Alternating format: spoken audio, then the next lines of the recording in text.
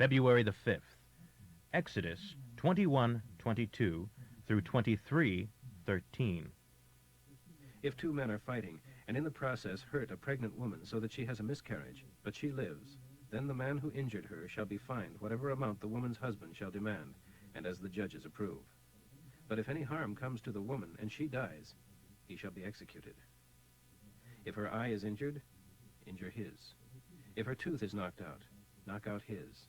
And so on, hand for hand, foot for foot, burn for burn, wound for wound, lash for lash. If a man hits his slave in the eye, whether man or woman, and the eye is blinded, then the slave shall go free because of his eye. And if a master knocks out his slave's tooth, he shall let him go free to pay for the tooth. If an ox gores a man or woman to death, the ox shall be stoned, and its flesh not eaten, but the owner shall not be held, unless the ox was known to gore people in the past, and the owner had been notified, and still the ox was not kept under control. In that case, if it kills someone, the ox shall be stoned, and the owner also shall be killed. But the dead man's relatives may accept a fine instead if they wish. The judges will determine the amount. The same law holds if the ox gores a boy or a girl. But if the ox gores a slave, whether male or female, the slave's master shall be given 30 pieces of silver, and the ox shall be stoned. If a man digs a well and doesn't cover it, and an ox or a donkey falls into it, the owner of the well shall pay full damages to the owner of the animal, and the dead animal shall belong to him. If a man's ox injures another, and it dies, then the two owners shall sell the live ox and divide the price between them, and each shall also own half of the dead ox. But if the ox was known from past experience to gore, and its owner has not kept it under control, then there will not be a division of the income, but the owner of the living ox shall pay in full for the dead ox, and the dead one shall be his. If a man steals an ox or sheep, and then kills or sells it, he shall pay a fine of 5 to 1. 5 oxen shall be returned for each stolen ox. For sheep the fine shall be 4 to 1, 4 sheep returned for each sheep stolen. If a thief is caught in the act of breaking into a house and is killed, the one who killed him is not guilty. But if it happens in the daylight, it must be presumed to be murder, and the man who kills him is guilty. If a thief is captured, he must make full restitution. If he can't, then he must be sold as a slave for his debt. If he is caught in the act of stealing a live ox or donkey or sheep or whatever it is, he shall pay double value as his fine. If someone deliberately lets his animal loose, and it gets into another man's vineyard, or if he turns it into another man's field to graze, he must pay for all damages by giving the owner of the field or vineyard an equal amount of the best of his own crop. If the field is being burned off, and the fire gets out of control and goes into another field, so that the shocks of grain or the standing grain are destroyed, the one who started the fire shall make full restitution. If someone gives money or goods to anyone to keep for him, and it is stolen, the thief shall pay double if he is found. But if no thief is found, then the man to whom the valuables were entrusted shall be brought before God to determine whether or not he himself has stolen his neighbor's property. In every case in which an ox, donkey, sheep, clothing, or anything else is lost, and the owner believes he has found it in the possession of someone else who denies it, both parties to the dispute shall come before God for a decision, and the one whom God declares guilty shall pay double to the other. If a man asks his neighbor to keep a donkey, ox, sheep, or any other animal for him, and it dies, or is hurt, or gets away, and there is no eyewitness to report just what happened to it, then the neighbor must take an oath that he has not stolen it, and the owner must accept his word, and no restitution shall be made for it. But if the animal or property has been stolen, the neighbor caring for it must repay the owner. If it was attacked by some wild animal, he shall bring the torn carcass to confirm the fact, and shall not be required to make restitution. If a man borrows an animal or anything else from a neighbor, and it is injured or killed, and the owner is not there at the time, then the man who borrowed it must pay for it. But if the owner is there, he need not pay.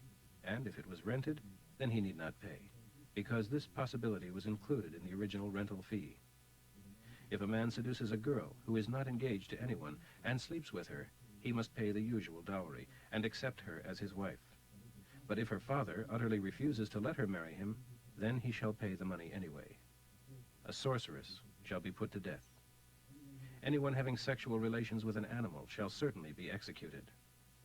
Anyone sacrificing to any other god than Jehovah shall be executed. You must not oppress a stranger in any way. Remember, you yourselves were foreigners in the land of Egypt.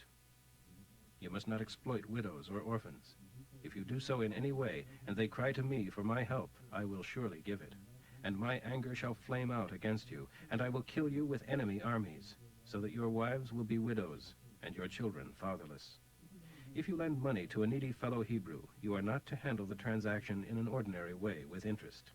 If you take his clothing as a pledge of his repayment, you must let him have it back at night, for it is probably his only warmth. How can he sleep without it? If you don't return it and he cries to me for help, I will hear and be very gracious to him at your expense, for I am very compassionate.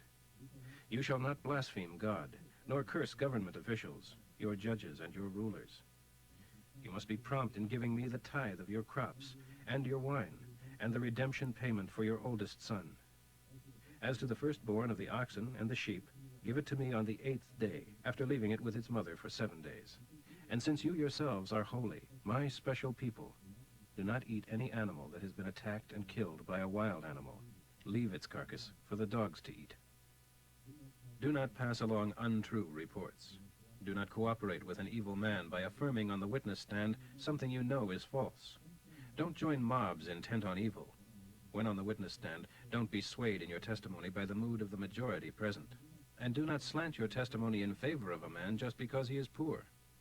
If you come upon an enemy's ox or donkey that has strayed away, you must take it back to its owner. If you see your enemy trying to get his donkey onto its feet beneath a heavy load, you must not go on by, but must help him. A man's poverty is no excuse for twisting justice against him. Keep far away from falsely charging anyone with evil. Never let an innocent person be put to death. I will not stand for this. Take no bribes, for a bribe makes you unaware of what you clearly see.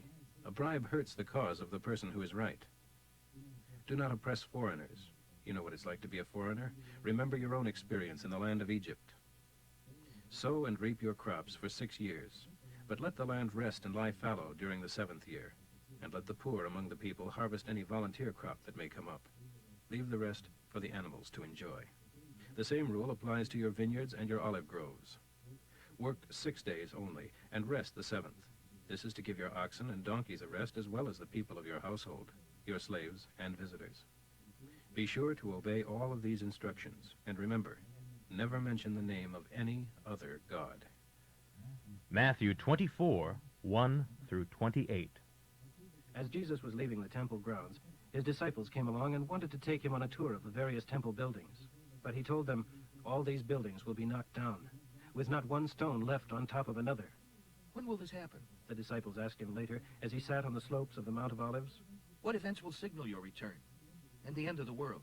Jesus told them, don't let anyone fool you, for many will come claiming to be the Messiah and will lead many astray. When you hear of wars beginning, this does not signal my return. These must come, but the end is not yet.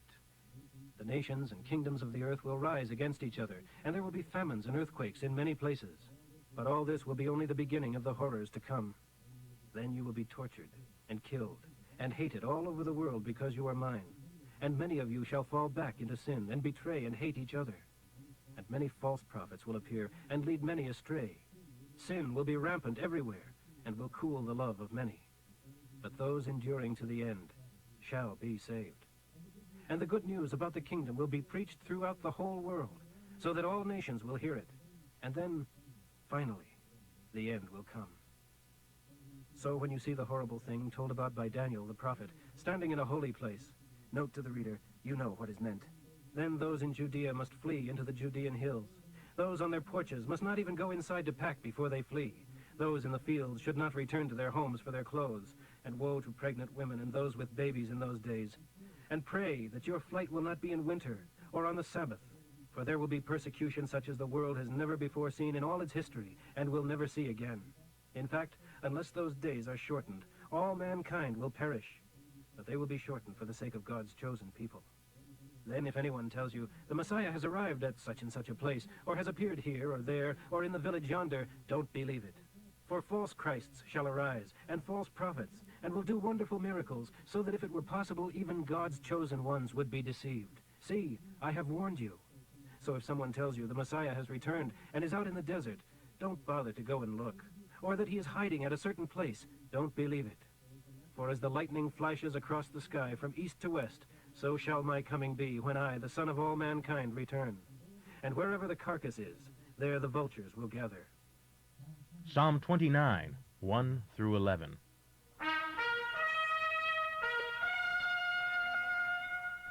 Praise the Lord, you angels of his. Praise his glory and his strength. Praise him for his majestic glory, the glory of his name. Come before him clothed in sacred garments. The voice of the Lord echoes from the clouds. The God of glory thunders through the skies. So powerful is his voice, so full of majesty. It breaks down the cedars. It splits the giant trees of Lebanon. It shakes Mount Lebanon and Mount Syrian. They leap and skip before him like young calves. The voice of the Lord thunders through the lightning. It resounds through the deserts and shakes the wilderness of Kadesh. The voice of the Lord spins and topples the mighty oaks. It strips the forests bare. They whirl and sway beneath the blast. But in his temple, all are praising, glory, glory to the Lord. At the flood, the Lord showed his control of all creation. Now he continues to unveil his power. He will give his people strength. He will bless them with peace. Proverbs for today, 7, 6 through 23.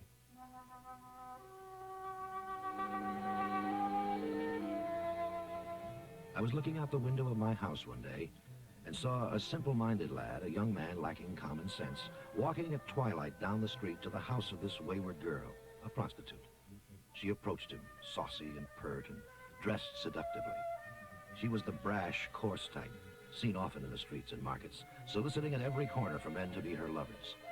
She put her arms around him and kissed him, and with a saucy look she said, "I've decided to forget our quarrel. I was just coming to look for you, and here you are. My bed is spread with lovely colored sheets of finest linen imported from Egypt, perfumed with myrrh, aloes, and cinnamon. Come on, let's take our fill of love until morning, for my husband is away on a long trip. He has taken a wallet full of money with him and won't return for several days." So she seduced him with her pretty speech, her coaxing, and her wheedling, until he yielded to her. He couldn't resist her flattery.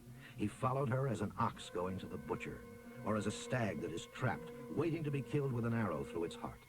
He was as a bird flying into a snare, not knowing the fate awaiting it there.